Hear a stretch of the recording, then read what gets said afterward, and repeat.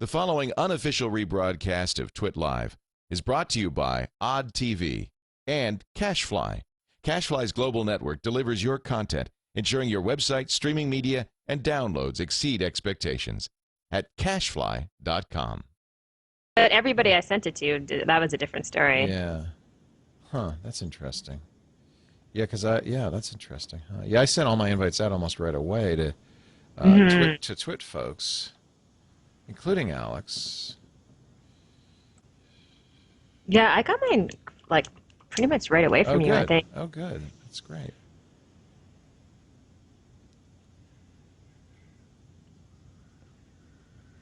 Yeah, Sarah got hers right away, too. They must watch this show. Yeah. That's probably what it is. All right. I'm ready to begin here. All right. It's time for Net at Night from Petaluma, California, US of A.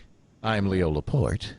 And I'm Amber MacArthur from Toronto, Ontario, Canada. Hello, Amber MacArthur from Toronto, Ontario, Canada.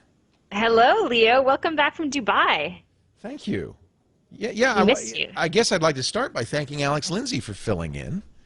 Yes. Did he do was okay? great. He was wonderful, and Damn. it was so good to catch up with him. Oh, sorry, he wasn't that good, though, Leo. No, and you know Alex because he used to come up to do Call for Help in Toronto I with us. know. Yeah, I miss him a lot. It was good to talk to him again, because he was a regular on Call for Help for, I mean, at least the better part of a year or two. I still have a picture of him drawing dots on your face. Yes. When I first started, I thought I had to allow you guys to do whatever you wanted You to learned do. quickly. You learned. No, you don't have to. Yeah. In fact, just whatever part of the Leo and job. Alex suggest, don't.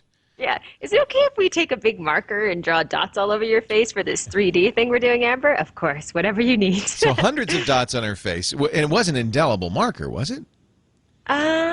I don't think so, no. But Did I it think we wash did out? do it the last show of the day, just in case. Because we did tape 4 shows a day, so we were careful to make sure to do it then. Yes. Yeah, so it was good to talk to him again. But Leo, Dubai, how was it? Oh, it's fascinating. Highly recommend a visit there. It's not at all what I thought it was going to be. You know, everybody said, oh, it's like Las Vegas, and it's not. And I think it gets a lot of attention because there's a big mall, biggest mall in the world that has a ski slope in it. And because they built these islands, they actually stopped because of the recession, but they were building islands in the shape of the planet, and you know that gets a lot of attention, but that's not what Dubai is all about by any means. It's not like Las Vegas. First of all, there's no gambling. There's very little entertainment. It's really a business city. It's more, it's more like Singapore or Beijing. It reminded me a lot of Beijing, with a lot of construction going on. It's a really great business environment. There are expats from all over the world there. I was very impressed. I thought, this is the sheikh there, Sheikh Mohammed, and it started with his father. His father realized, look, the oil's not going to last forever. We've got to have an economic base for our people. So they started investing and Dubai's well positioned as kind of a hub for all of Asia. And so they started getting companies to invest, building buildings, an incredible airport, and all of this, with an eye towards having an economy once the oil runs out. And unlike, I think, some other countries in that region, the sheikh owns everything, but he really gives back to the people. The people are able to participate in all this economic growth. There are very few locals. They call them the Emirati. They're only about, I was told, about 300,000 of them in Dubai, and there's 6 million people. The rest of them are from every corner of the world. Amazing. A lot of Brits, Swedes, a lot of Scandinavians, other countries in the area. I mean, it was just, I had a wonderful time. And I have to say, one of the things that I really, not only were my preconceived notions about what Dubai is kind of shattered, and I really want to say I thought it was a really impressive, neat place, really with a go-go spirit. But also my impression of the Arab world was kind of shattered. I don't know what it's like in Canada. It's probably not as bad, but here in the States, the Arabs are the bad guys, right? And I think that is pretty hurtful to the people I met from the area. Understood why that was, but were hurt by it, and really wanted to say, hey, that's not us. We're all brothers, and we don't have anything against the West, and we would hope that you wouldn't have anything against us. And so it was really wonderful to meet them. And my message to them, I spoke at TEDx there, which is a TED franchised event, and that was kind of my message is, we need to hear from you. We now have a chance with new media for everybody to create content. It's not the governments and big business don't have to monopolize the media anymore. You have a voice. What I didn't say, and I really wish I had said, is you need to use this to let the world know who you are, because we have some pretty nasty preconceived notions about the Arab world. And here's a chance for you to tell us, to share your heart and your soul with us. That's good for peace. That's good for world peace. And I think that's kind of the message of the conference. So I think that did get out. Well, I was curious because I was following along with your tweets, and one of the most recent ones from Dubai, you said that you regretted not saying a couple of things at the conference. That was my first question for you. And I'm sure you do this when you speak. You really try to get a sense of who you're talking to. And the speech is better the more I know about the audience. I write a new speech every time. And I really talk to the people I'm talking to, and I didn't know who I was going to be talking to there. I thought I was talking to a lot of Westerners, to be honest. And if I had known them better, by the end of the day, after all the other great presentations, and it was a day full of wonderful presentations, I had a much better idea. I wish I'd been the last speaker, because the first thing I would have done is stood up and said, hey, I want to apologize for my preconceived notions about you. And I want and I want you to know that I have a whole new idea about who you are, and then gone on with my speech and said, and now it's time for you to tell the world and use this new media to do it. So, I kind of regret that I didn't know better who I was speaking to. Yeah, I totally agree with you, though. I mean, that's one of the things when I go to speak to different audiences. I'm the same as you in the sense I have sort of a standard presentation that it's kind of like the skeleton of the same presentation every time I present, but I customize it per audience. So if it's an education audience, I'll put in a lot more education examples, and I kind of know who I'm talking to. But there have been those times where I go to an event and it's not specific who the audience is, and I really feel like I do them a disservice because it's hard to structure your conversation and kind of point it in the right direction. So it always helps if you know who they are exactly. Yeah, and in this case, I didn't realize, but I met people from Bahrain, from Kuwait, from Lebanon, from Saudi Arabia, from all over the region, and it was wonderful. And I met a lot of women. One of the sponsors is Zayed University, which is a women's university there in Dubai, and also in Abu Dhabi, and so there were a lot of women there, and that was a whole other audience that I would have liked to have spoken to, is these women, many of whom were fully covered, some of whom were not, and said, here's an opportunity too for you to have a voice, but I think that they got that message. I mean, that certainly was the message. But it was the generic message of everybody should have a voice. And specifically this region, we really need to hear from them. You know what was great? There was a Hollywood actor there, and I wish I don't remember his name off the top of my head, who's an Arab who always plays the villain in movies. And he talked about that, and he talked about breaking the stereotypes. So the message was there. I just wish I had been able to say. All the speeches from TEDx Dubai will be posted on the TEDx Dubai website. Oh, great. So you'll be able to see my crappy speech and all the other wonderful speeches after me. Hey, there were Leo, some great ones. Just before we get into the links, though, I have to ask, because I know you spoke at the ONA and then you went and spoke at TED in Dubai. How are you liking? I mean, there was a while where you said, I don't like doing the keynotes, too much preparation. But isn't there a vibe when you're presenting to a big audience, the instant feedback and all of that stuff? Yeah, it's fun. I mean, I always like speaking, and I do 4 or 5 speeches a year. Why I don't like it, I love it when I'm doing it. What I don't like is the preparation, the time before it. Yeah, it takes a while. I'm struggling, and because unlike you, I don't have you do it so much. You have a presentation put together, and every time I seem to feel like I don't know why I have to write it from scratch, which is not true. And then I write and I write and I write, and finally I just give up. I just say, I'll talk about whatever I talk about.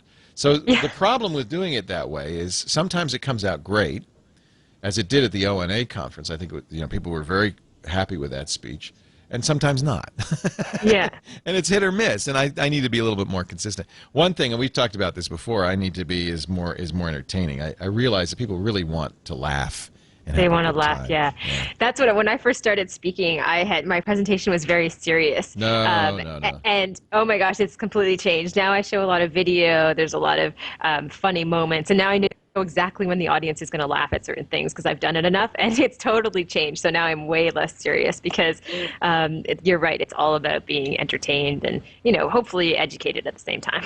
It was amazing. I mean, I met a woman, Maserat, who was teaching girls in India about computers. She calls it 8-day school. They get in 8 days, they go from knowing nothing about technology to being able to do Word documents. There was a woman there who was a 13-year-old, the youngest animation director in the region.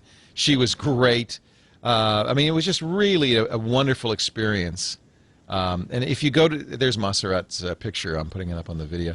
If you go to TEDx Dubai, you'll find out. And I think all of the people will eventually have their speeches up there.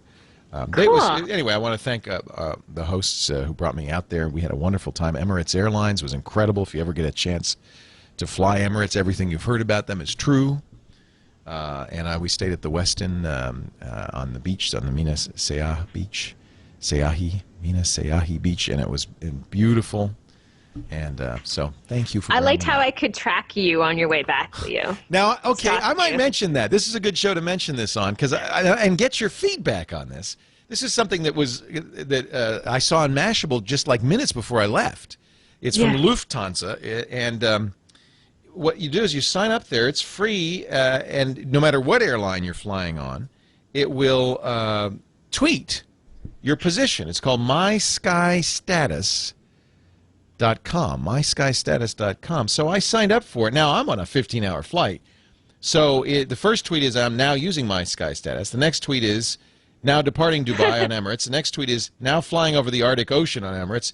Now flying over the Baffin region, Nunavut Territory, Canada. Now flying over Victoria Island, Canada. Now flying over Fort Smith, Unorganized New Territories, Canada. And then arriving at San Francisco. It was a few people said, I don't care to know that much. I don't know. You know what? I would say that if someone said, if I didn't have the experience of just going to your site and kind of following along, I would say, why would I really need to know that? But I have to admit, I thought it was kind of cool. It's neat to see. We flew. It's called a Great Circle route, and it just goes right below the North Pole. Yeah. It's like flying over the top of the globe.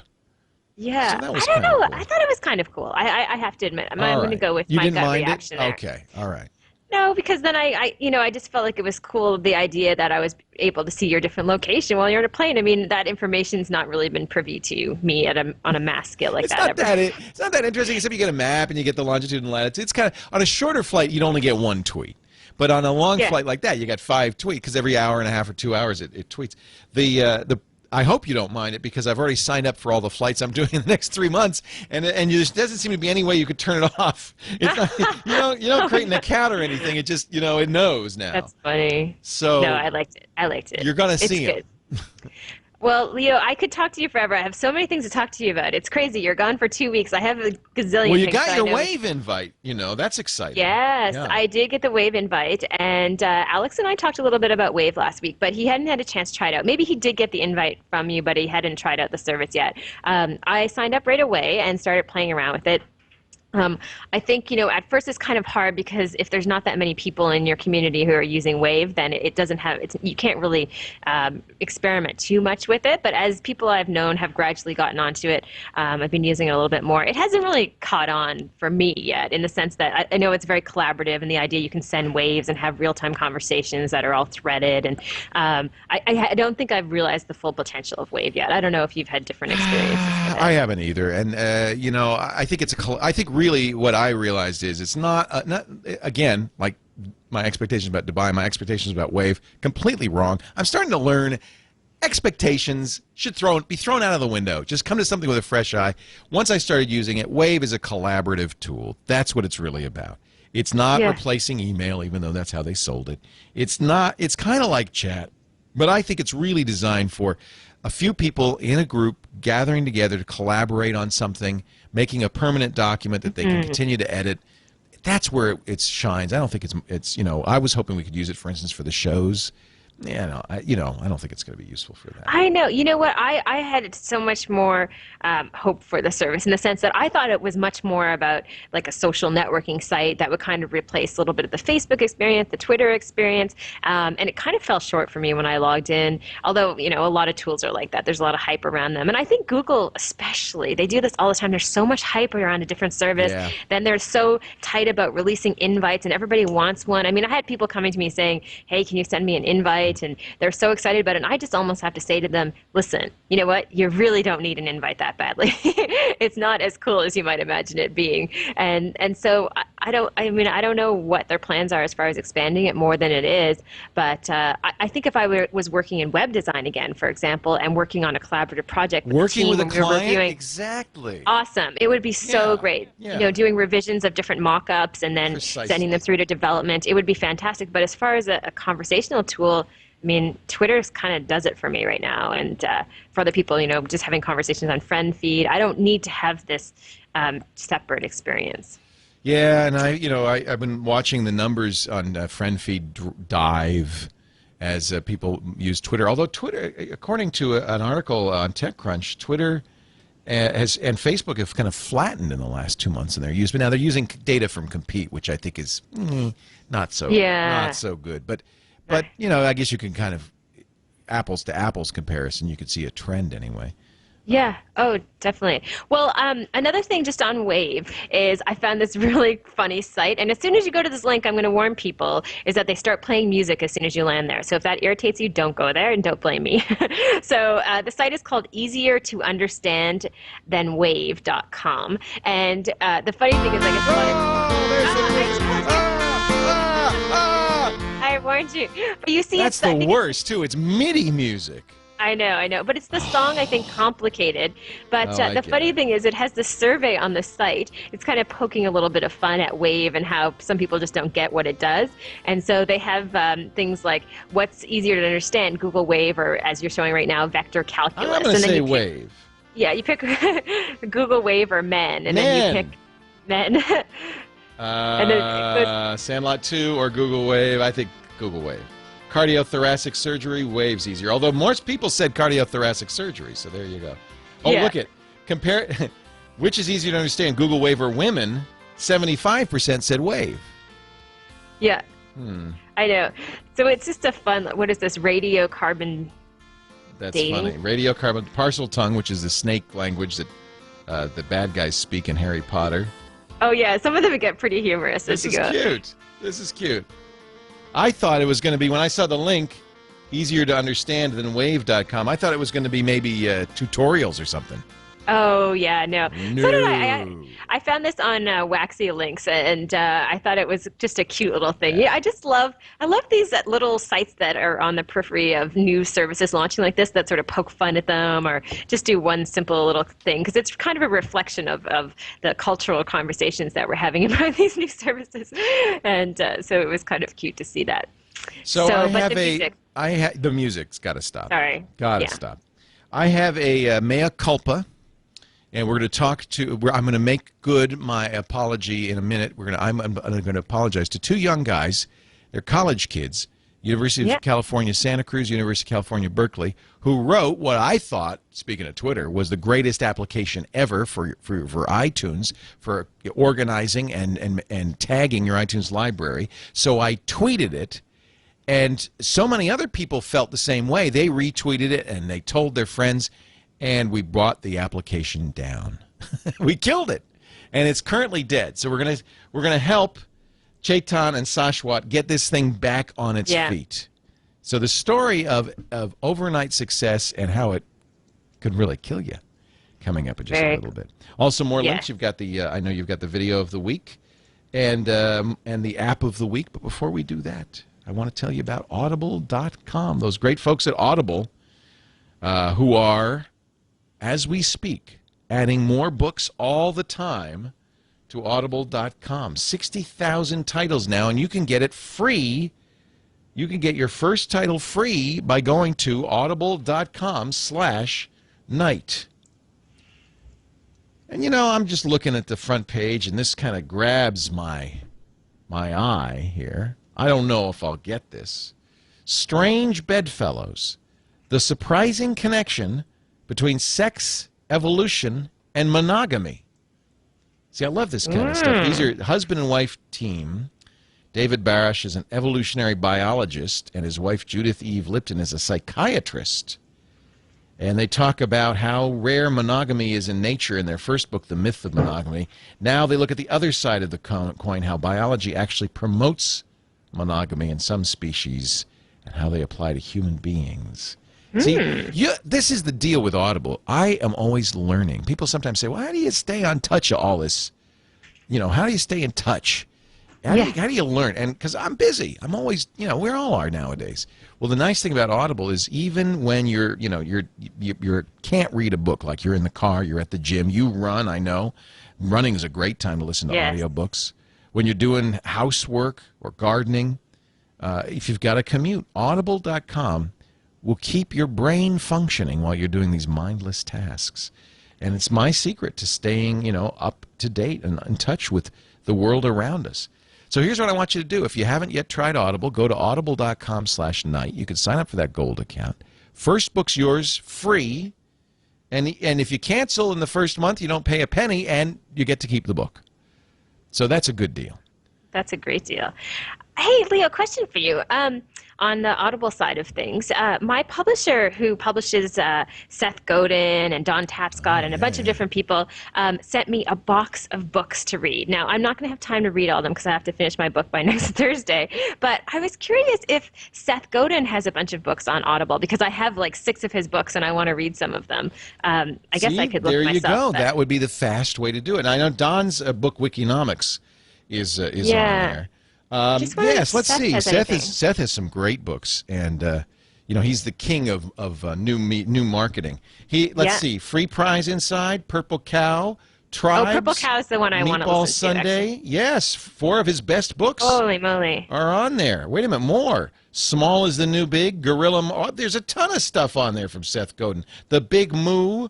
All Marketers Are Lying. There's 18 Seth Godin. Yes. If you want Seth Godin, so you need Tribes. Yeah, it's funny. One of the speakers at TEDx Dubai was talking about the fact that he was a Bedouin, and he was talking about his tribe. He said, "Oh, I can't use Tribes. It's trademark Seth Godin." Oh, that's so funny. So he used some other word than tribe, but tribe is, according to Seth, any group of people, large or small, or connected to one another. Deadheads, twits. We're all in the same tribe. So this is, I think this would be a great way to do this. See? Just listen to this book. Yeah, because I started to read The Purple Cow and Tribes. Those are 2 of the books that I have of his, but I don't have time to really sit down and read them. But I want to absorb the information while I'm writing my own book. So I think I'm going to have to pick a couple of these up. And there are good prices on here, too. Oh, yeah. Well, the best way to do is get the gold or platinum account, and you get 1 or 2 books a month. Audible.com/night. We thank them so much for their support of the Net at Night program. So tell me about your book.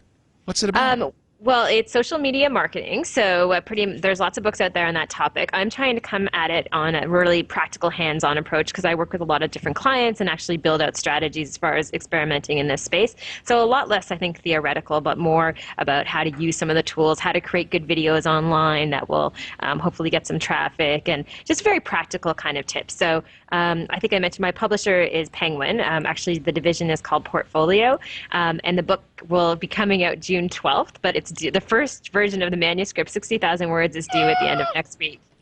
I know. I have 50,000 words, and so that's pretty good.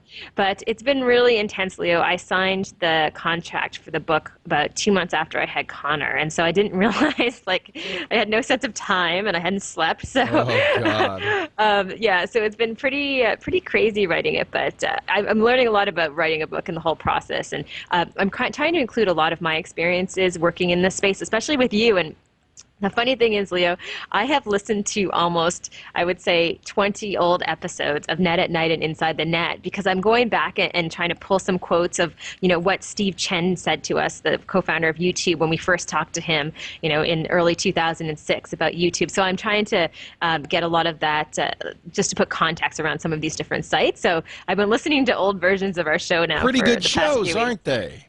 holy cow, it's fun to go back and Yeah. listen to the old episodes Yeah. because you realize, we had Jimmy Wales and Steve Chen, Kevin Rose, We've talked to and the list goes everybody. on and on. Yeah. Everyone. And Steve Chen says this funny thing. He's talking about YouTube and how it started and they got the idea. And he says, yeah, we're hoping that things will go well and we're excited about the potential of the site. And like he has no idea how big it's going to be.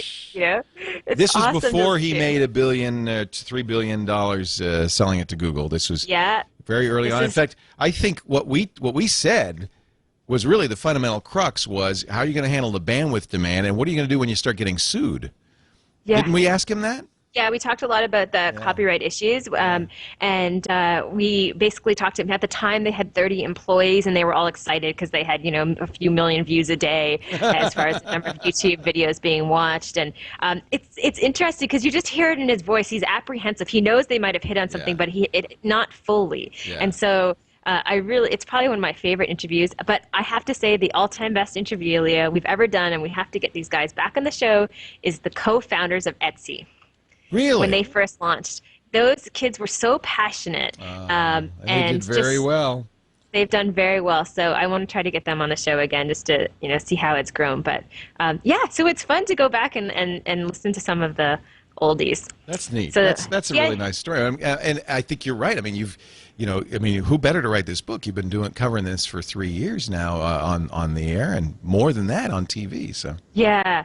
I think actually Call for Help, we were the first television show ever to review YouTube, and Steve Chen put that video up on his own personal, or actually on the official YouTube site. Did he really? Wow. Yeah. Now, you so saw that fun. YouTube on their anniversary of their sale, I think it was the second or third anniversary of the sale to Google, which was a couple of days ago, put up on the site, YouTube, 1 billion videos a day. They're serving 1 billion. And in fact, I think it's even more. According to Mashable, they crossed 1.2 billion videos a couple of months ago. 1.2 billion videos served, not a year, every day. Huh. In fact, I use this statistic in my speech. Every minute. I write that down. Yeah, isn't that amazing? Every minute, 10 hours of video are uploaded every minute on YouTube. Yes, yeah. And so, I mean, it's phenomenal, phenomenal. Well, and here's how I used it in the speech, because, we talk all the time about, Cory Doctorow was the first who turned me on to this quote from Theodore Sturgeon, the science fiction author, who said 80% of everything's crap. Sounds like Dvorak. It's 80% of it's crap. I said, well, what if it's 99% crap? That still means there's 1% of excellence, and when you have more people creating, that 1% is a lot. If only 1% of those 10 hours were good, that means that for every minute, 6 minutes of superb videos being uploaded every minute to YouTube. It's still 6 times more than you could watch in a life, if you watch nonstop. Yeah. So there's plenty of excellent stuff out there. Just maybe there's a lot of knees to the groin videos, but there's plenty of excellent stuff, even if only 1% of what's getting uploaded is excellent stuff. Yeah, just a lot of filtering to get through all of the information. Well, and that's the other thing I talk about is the internet nervous system, like Twitter, is really helping you find stuff right. I don't feel like I'm going to miss anything anymore. Yeah. Oh, yeah, I totally agree with you. Just you have a chance to see all that stuff. We have a fun video of the week actually coming up on the end of the show. Before we do that, though, I want to get our guests on.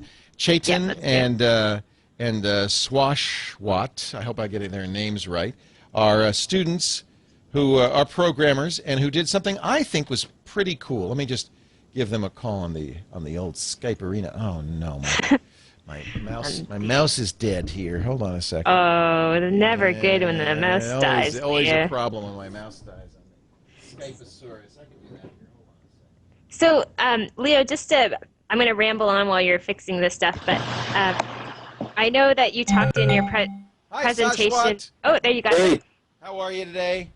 I'm pretty good. You? Good. I'm gonna see if I can get Chetan on as well. Hi there. It's Amber. Hello. Now, which school are you at? I'm at UC Santa Cruz. Santa Cruz. So it's Chetan who is at UC Berkeley. Yeah. How do you guys know each other? Well, we went to high school together. And where'd you go to high school? Do you know where Cupertino is? I think I might know where Cupertino is. This is where Apple Computer is. Yeah. So you guys grew up in the Silicon Valley, so of course you have this entrepreneurial spirit, don't you? Mm-hmm. Yeah.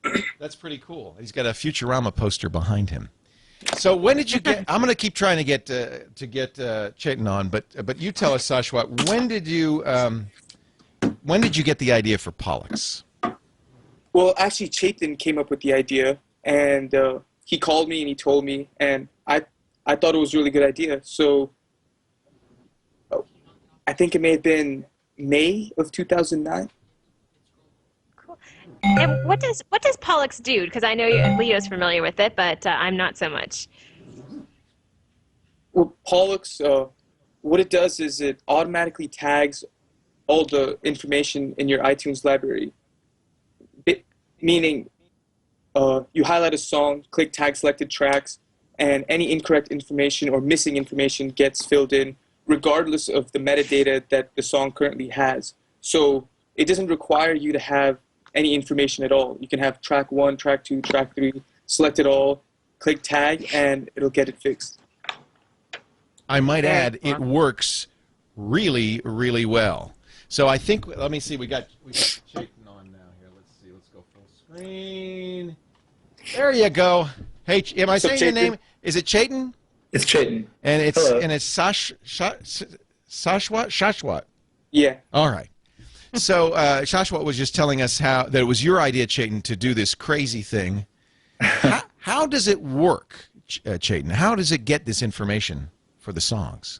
Well, we use Music DNS is a company that has a fingerprinting service that it's called GenPUID. It's an open source project. Or it's not open source, sorry. It's free for nonprofit organizations. And therein lies the rub, but we'll talk about that in a second. Yeah, exactly. So we use their service to identify each track based on its unique waveform.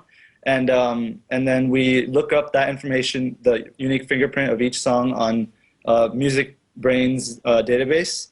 And we find the track that we're looking for, and then we tag everything we find so far from Music Brains, which is an extensive database of that correlates the fingerprint with the. When you say a fingerprint, is it a CRC? What is the fingerprint? It's a character string, about 16 characters. And is it? It must be a CRC or something like that, right? Is it a hash? Yeah, I think it's a hash. I think it's a hash. Yeah. We're not sure exactly the internals of how it works, but it works really well. No kidding. I mean, this is where it all started with a tweet. I'm not going to take full credit for this, but I don't know how I found it. I can't remember that, and I'd like to credit whoever. Probably somebody else tweeted about it. I found it, downloaded it, started running it, and this has been a problem for years. Is missing albums. You put lyrics in there, missing tags or incorrect tags. It puts the albums together. It even can find songs that have no information. And it was amazing. It did this incredible job. So I tweeted it. I said, if you're using iTunes and you're not using Pollux, you're missing out. Thank you very much. Yeah, well, maybe not, because a lot of people retweeted it. And I think the word of mouth was very good. So what happened? What happened next?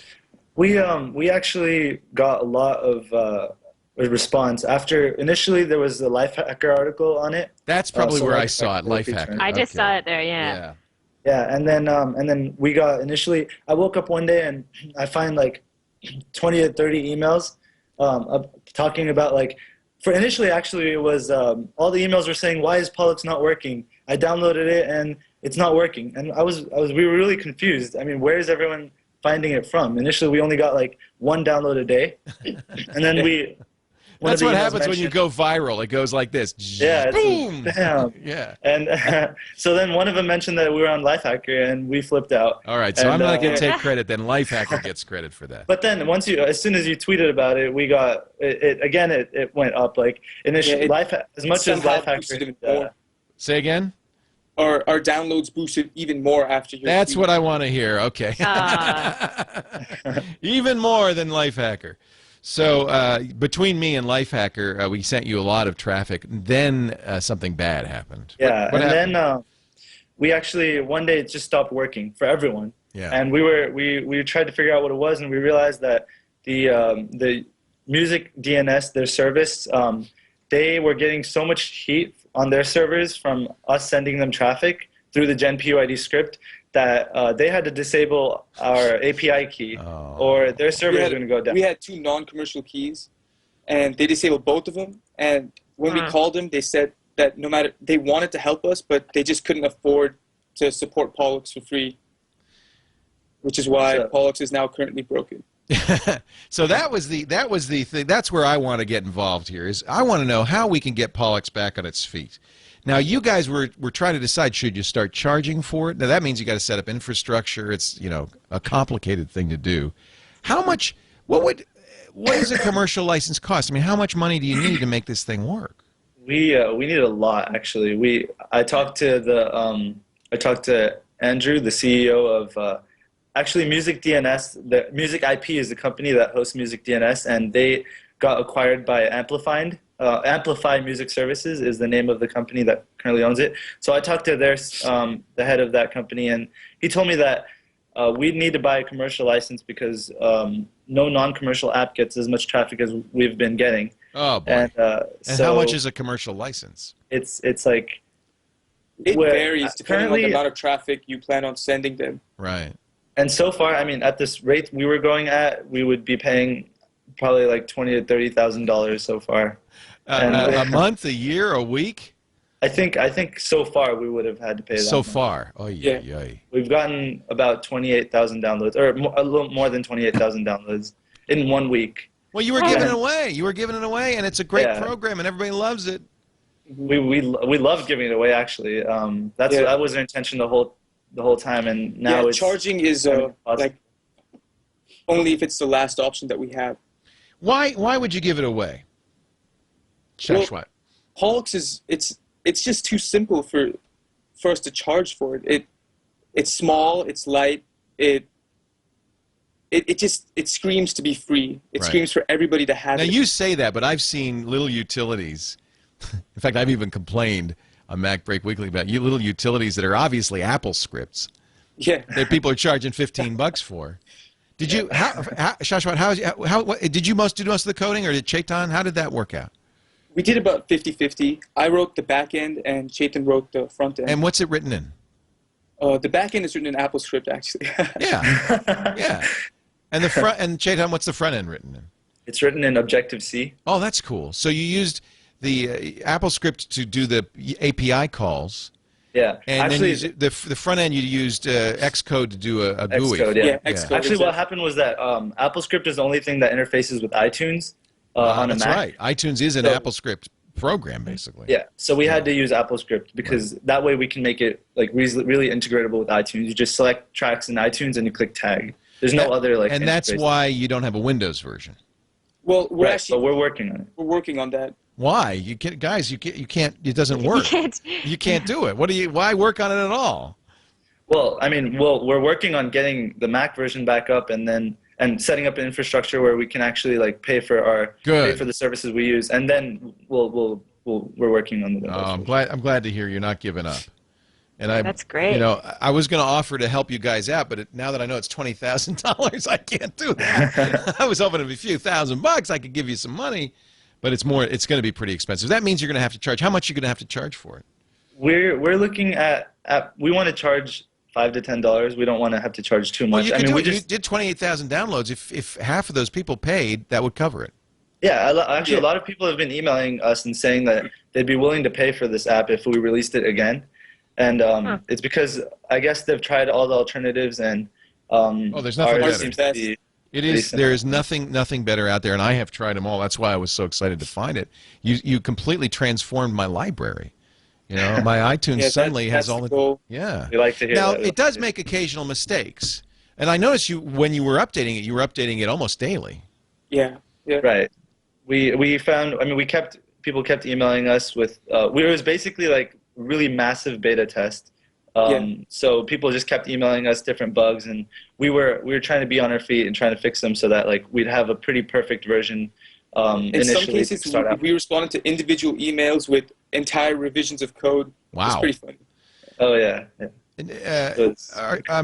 Are your studies suffering? I mean, don't you guys? In fact, I go to UC Berkeley, and I had midterms the very week that our app was featured on Lifehacker, so it was pretty crazy. Oh man! Oh, But Wow. Too bad you couldn't just present this instead of one of your exams. Look what I did instead. well, but the truth is, I mean, this is how you become famous. And it is worth doing this because you did such a good job. This is how you get a job in the industry. I think about Mark Zuckerberg. Before he wrote Facebook, he was your age.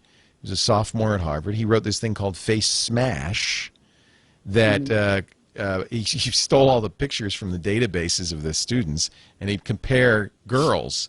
And it's like Hot or Not for Harvard girls. Got in a lot of trouble for it, but also got a lot of notoriety. And it helped him start Facebook because of it. You know, he was able to go to the next thing. So whether you end up doing Pollock's app for the rest of your life, I hope not. I think it's a great way to raise awareness. And I'm sure that you're aware of that. Are you both computer science majors? Yeah. Yeah. yes. Yeah. And you went and you knew each other in high school. I think that's so cute. Were you geeks in high school? Yeah. Yeah, definitely. Yeah. That's a good thing on this show. Don't be ashamed of that. Oh no, it's something to be proud of. It's a badge of honor. Absolutely. Well, so you're going to work on it. You're going to set up an e-commerce system. I guess that's next, huh? We're looking into it's kind of, I mean, we're still students, so we don't really have that much time, but we really want to start a company on this idea because we feel like it's something not worth abandoning, and it's actually Good. because we can't give it out for free anymore.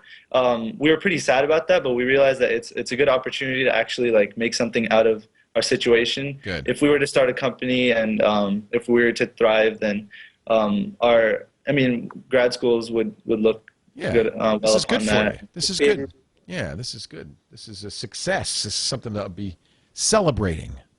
Well, if people want to contact you, I mean, if you go to pollocksapp.com right now, at least as we're recording this, you're going to get an apology saying it's not working because we can't afford to do it. If people want to contact you, maybe some entrepreneur is sitting out there saying, I'd like to help these guys out. Maybe for a small investment, I could make this thing happen. Is there an email or a contact information you'd like to give out? Yeah, you can email either of us or both of us. My email address is Chetan51@pollocksapp.com. That's Chetan 51@pollocksapp.com. And Shashwath, you can... My email is shashwath@pollocksapp.com, which is SHASHWAT@pollocksapp.com. And it's if you go to the contact us page at pollocksapp.com, you'll see they're very upfront with that.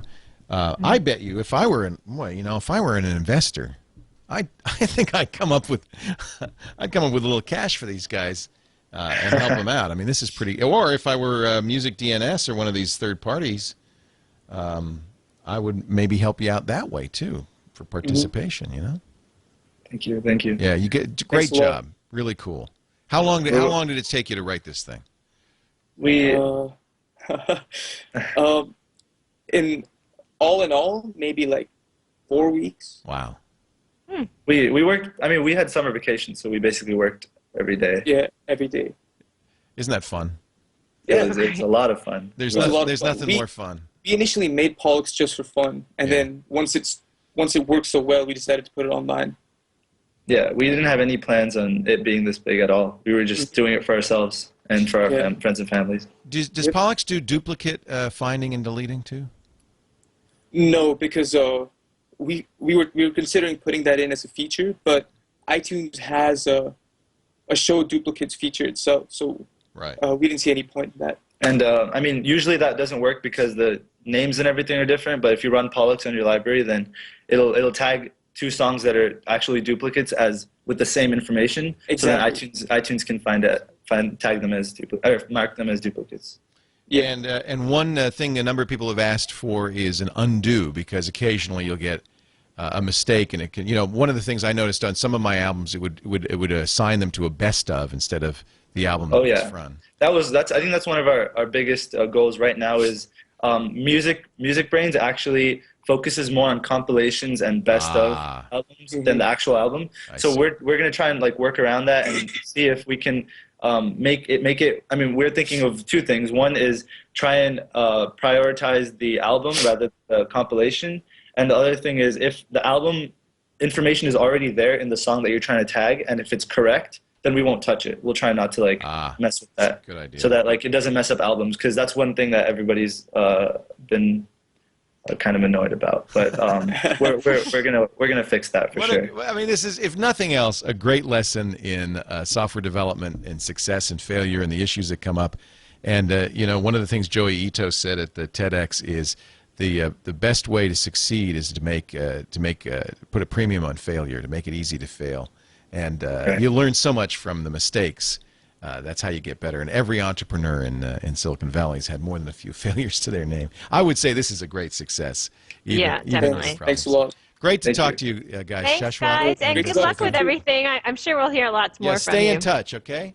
We will. Thank you. Guys, Thank you for having us. Bye. Oh, Yeah, thanks for having us. PollexApp.com. PollexApp.com is the place to go. Isn't that? I just wanted to get them on just to kind of honor them and thank them, and it's a great story. I just love the story. I don't think it's going to be the end of those guys either, Leo. No. I could just tell how keen they are, just from listening to them talk. So I think they'll be back on the show with something maybe even bigger and better down the road. You and I, as you said, we've talked to some pretty big people on the way up, and there's a certain excitement and joy in what they do.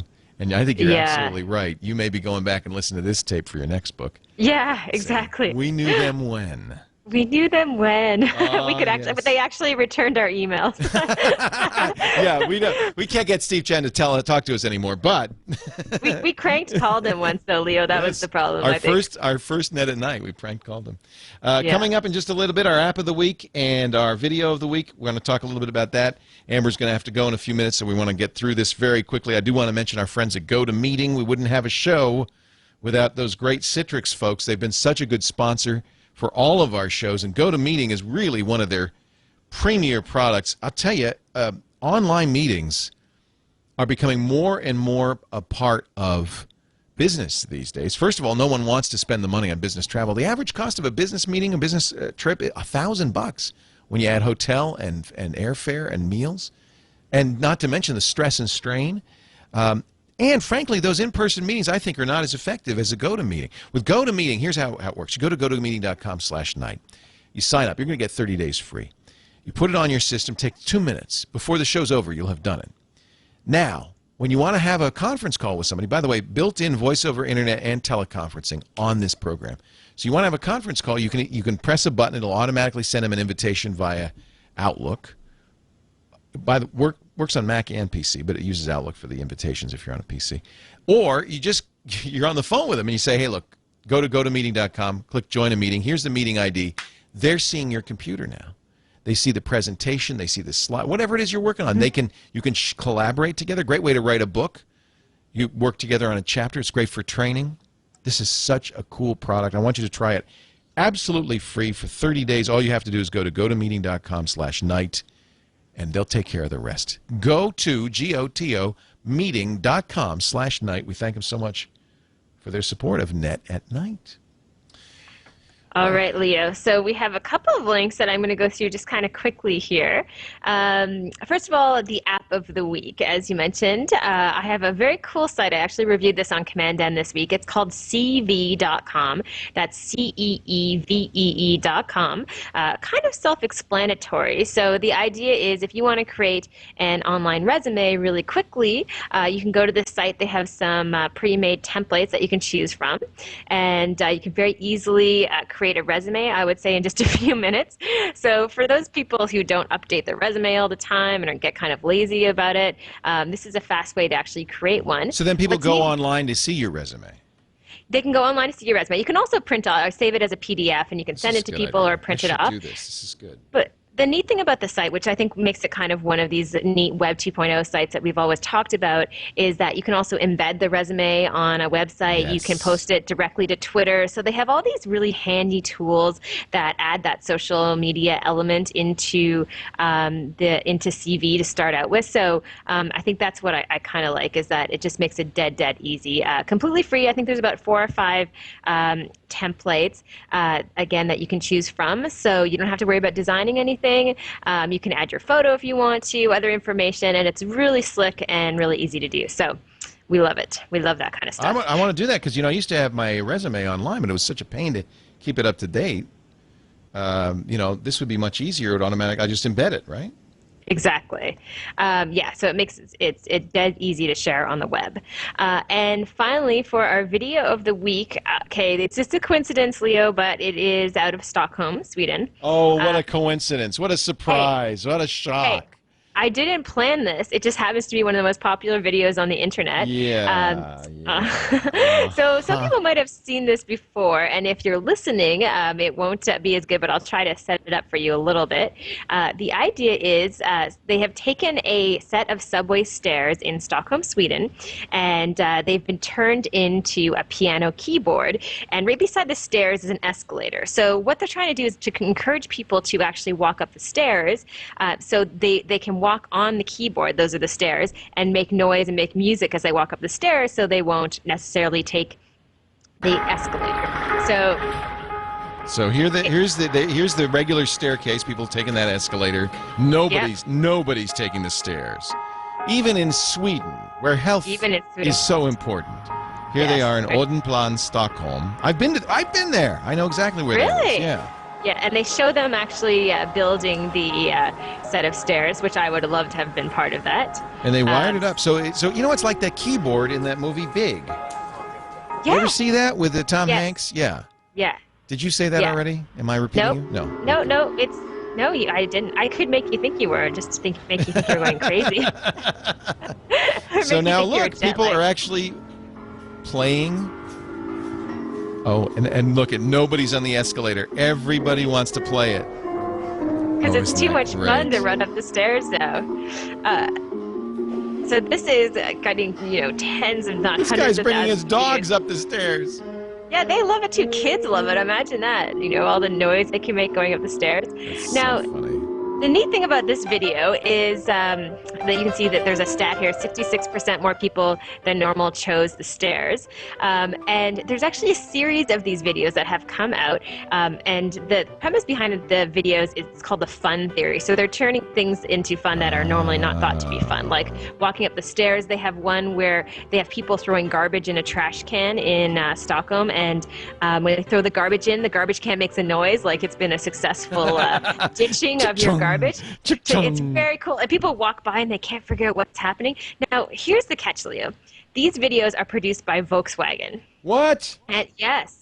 So Volkswagen has done this huge viral video campaign. That's interesting. I know. It took me a while to sort of figure out the connections, but if you click on any of the links from the YouTube channel where the series of these videos are presented, again called The Fun Theory, you are taken to the Volkswagen website. Now, it is all in Swedish, so I don't know what they're saying. It's an ad, though. It's an ad. See, that's the future of advertising. It is, yes. It's the same theory, the fun theory. Make the darn thing fun. Yeah. And people will watch your stupid ad. That's I know, obvious. And this does a couple of things, though, Leo, and I think this is what social media does well. It makes something fun. It's also good for the environment, good for your health, and I think people are more socially conscious these days than they used to be, and so they love things like this. They're creating some buzz online. They're not necessarily pushing their product in a big way, but they're pushing more the lifestyle and a choice of, hey, this is what Volkswagen believes in. And so these videos have been viewed by so many people, and it's a very successful campaign, I think, because again, it's not just some stupid little video. It's promoting good health. It's promoting properly getting rid of your waste. And Leo, finally, it's in Sweden. My favorite country. Which makes everything better if it's in Sweden. Yep. Well, Amber MacArthur, you're the best. Don't go to Sweden. Stay here.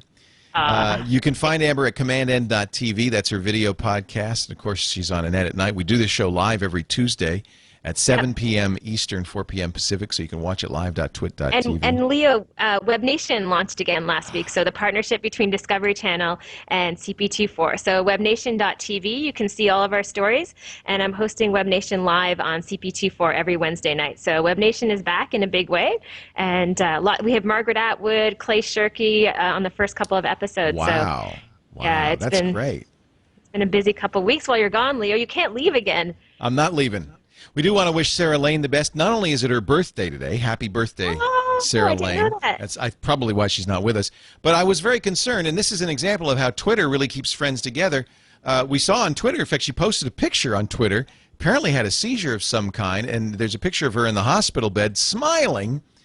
She looks fine, so I'm hoping that it was just, this can happen from heat or whatever, exhaustion. I'm hoping she's fine. We don't know.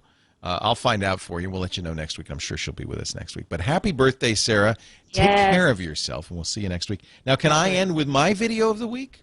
Yes. Mona turned me on to this, Mona Nakamura. This is called The Golden Age of Video by Ricardo Autobahn, and we are going to violate more copyrights in the next 3 minutes and 20 seconds than ever. You got to watch a little bit of this. This is clips from classic TV and movies turned into a rap song. Thank you, everybody, for joining us. We'll see you next week on Net at Night.